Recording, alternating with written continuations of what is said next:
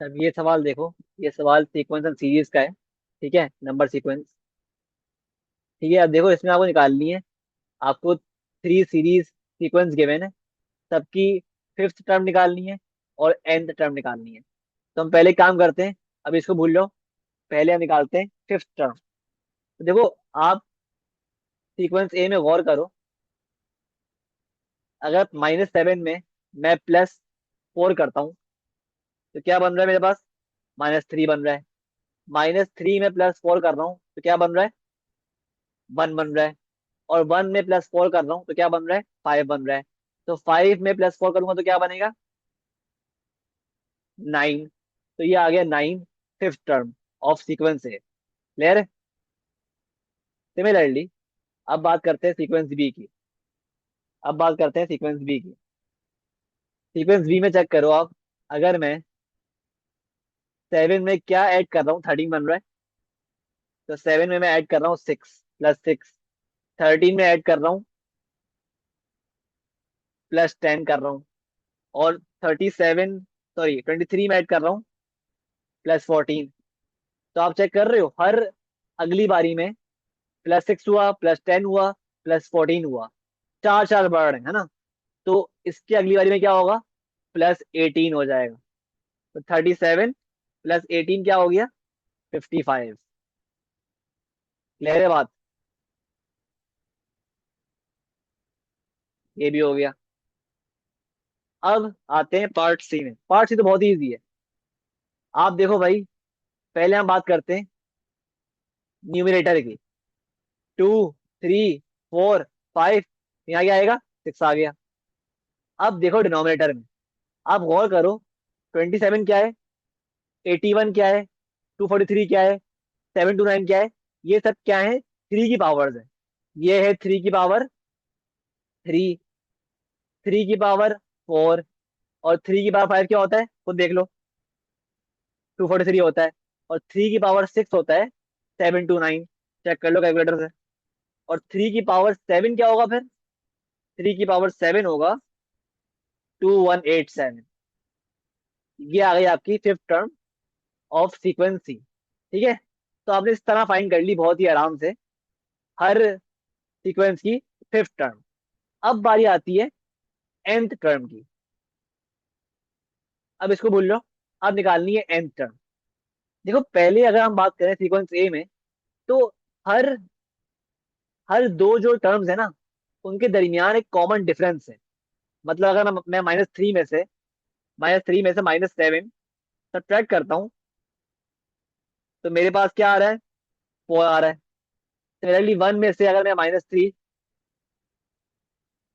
Subtract करता हूँ, मतलब 1 माइनस -3 करता हूँ, तो 4 बन रहा है अगेन। और 5 में से अगर मैं 1 सब्ट्रैक्ट करता हूँ, जब भी क्या आ रहा है?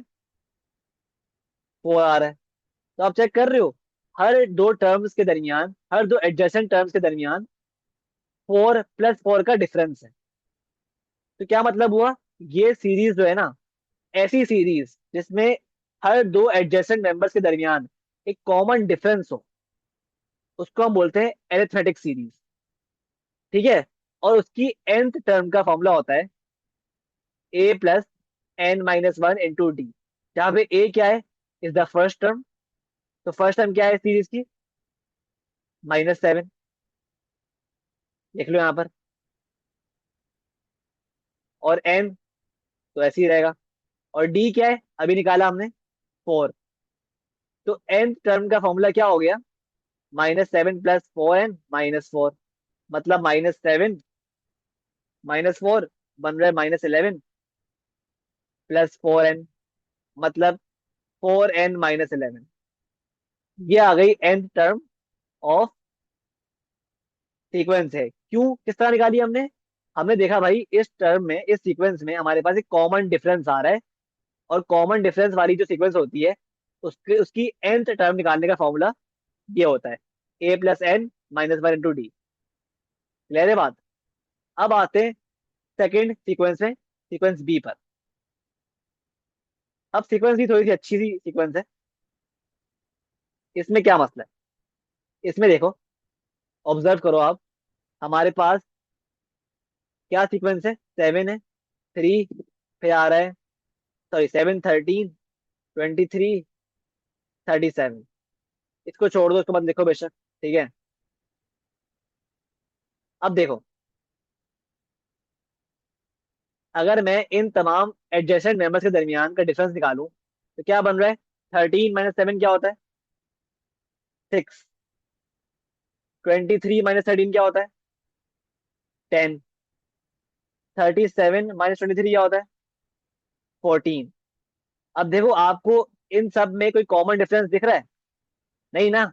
लेकिन अगर मैं इनके डिफरेंस का दोबारा डिफरेंस निकालूं, इनके डिफरेंस का एक और बार डिफरेंस निकालूं, मतलब 10 - 6 क्या हो जाएगा? 4।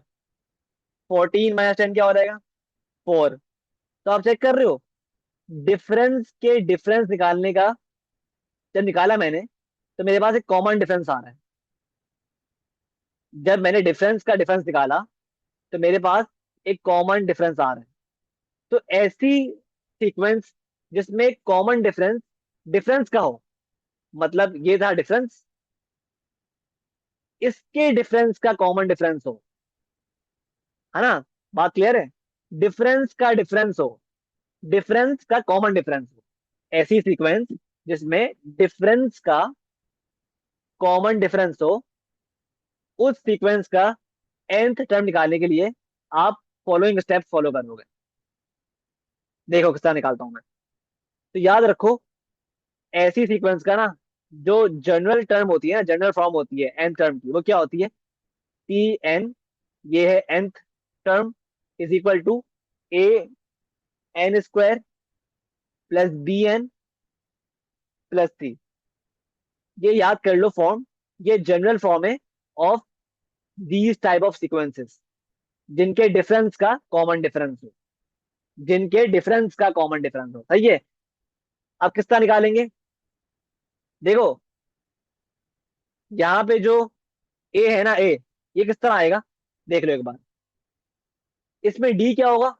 डी होगा ये वाला डिफरेंस, जो डिफरेंस का कॉमन डिफरेंस। डी हो गया 4, और इस डी से निकालेंगे ए।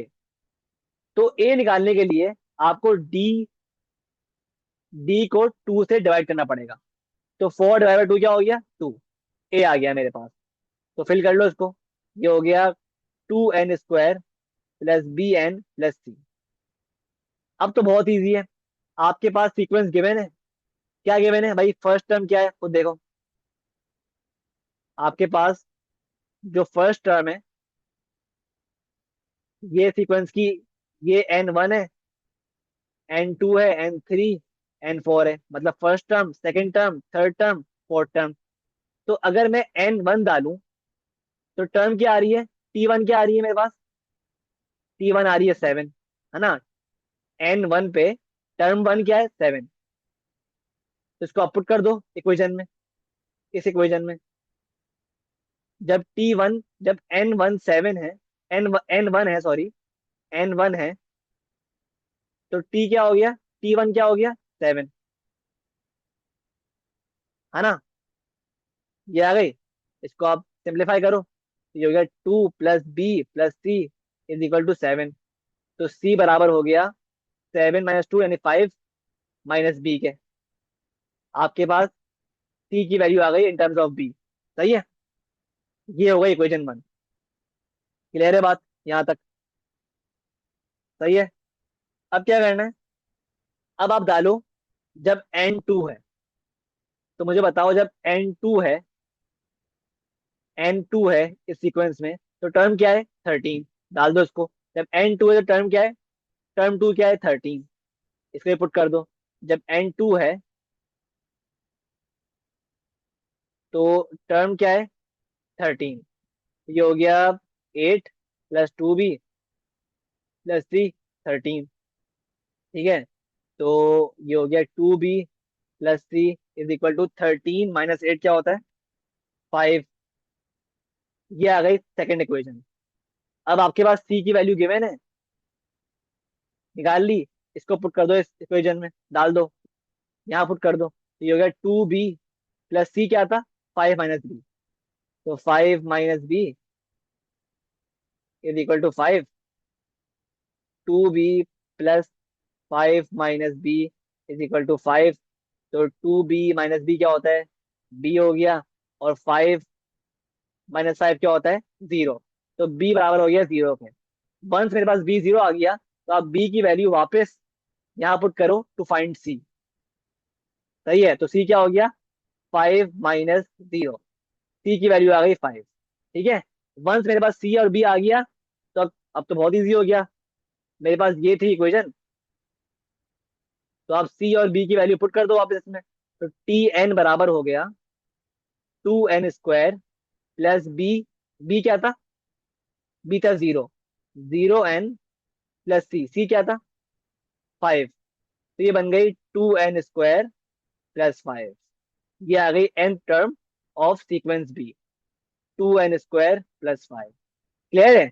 जब भी आपके पास इस तरह की इक्वेशन आए ना, जिसमें डिफरेंस का कॉमन डिफरेंस है, तो आप यही स्टेप फॉलो करोगे to find the nth term. सही है, ये एक प्रॉपर स्टेप्स हैं, ठीक है, to follow. I hope clear है। ये प्रॉपर स्टेप्स हैं फॉलो करने के लिए। कब, जब आपके पास सीक्वेंस ऐसी हो जिसका डिफरेंस का कॉमन डिफरेंस, जैसे इस केस में। ठीक है, अब आते हैं पार्ट सीक्वेंस सी पर। अब सीक्वेंस सी देखो यार, सीक्वेंस सी देखो मेरे पास क्या क्या सीन है इसमें।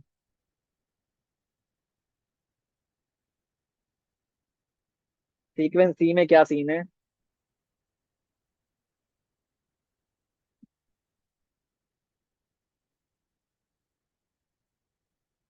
खुद देखो मेरे पास। ये जो होता है ना, ये एन एन है, ये एन यहाँ 1 है, n 2 है, n 3 है, n 4 है। तो यहाँ पर क्या है, ये n 1 पे ये टर्म है, n 2 पे ये टर्म है t 2, और n 3 पे t 3 ये टर्म है, और n 4 पे ये टर्म है। तो आप चेक करो खुद ही यहाँ पर, जो सीक्वेंस सी है, इसका जो न्यूमरेटर है वो क्या है, वो हर बार n से एक बड़ा है। आप ऑब्जर्व कर रहे हो, जो न्यूमरेटर है वो क्या है, हर बार n से एक बड़ा है। मतलब अगर n यहाँ पे 1 है, तो यहाँ ये 2 है। n 2 है तो ये 3 है। n 3 है तो ये 4 है। n 4 है तो ये क्या है, 5 है। तो क्या मतलब हो गया, जो न्यूमरेटर होगा वो क्या हो जाएगा, n+1। क्लियर है बात। क्यों, क्योंकि हर बार इसका न्यूमरेटर n से एक बड़ा है। इस तरह हमने निकाल लिया n टर्म ऑफ न्यूमरेटर। अब बारी है डिनोमिनेटर की, वो चेक करो। अब देखो, आप खुद देखो, अभी हम बात कर रहे हैं डिनोमिनेटर की। ये क्या है, 3 की पावर 3। ये क्या है, 3 की पावर 4। ये क्या है, 3 की पावर 5। ये क्या है, 3 की पावर 6। तो क्या मतलब हुआ, 3 तो कांस्टेंट है, 3 कांस्टेंट है। लेकिन आप चेक करो, पावर जो है ना, पावर हर बार n से दो बड़ी है। मतलब n 1 है तो ये 3 है, n 2 है तो ये 4 है, n 3 है तो ये 5 है, n 4 है तो ये 6 है। क्लियर है बात। तो क्या मतलब हो गया, पावर जो हो जाएगी ना, वो हो जाएगी n+2। पावर हो जाएगी n+2। ये आ गई आपकी n term of frequency. I hope ये कॉन्सेप्ट क्लियर है, किस तरह निकाला हमने। ये था एक प्रॉपर सवाल सीक्वेंस सीरीज का।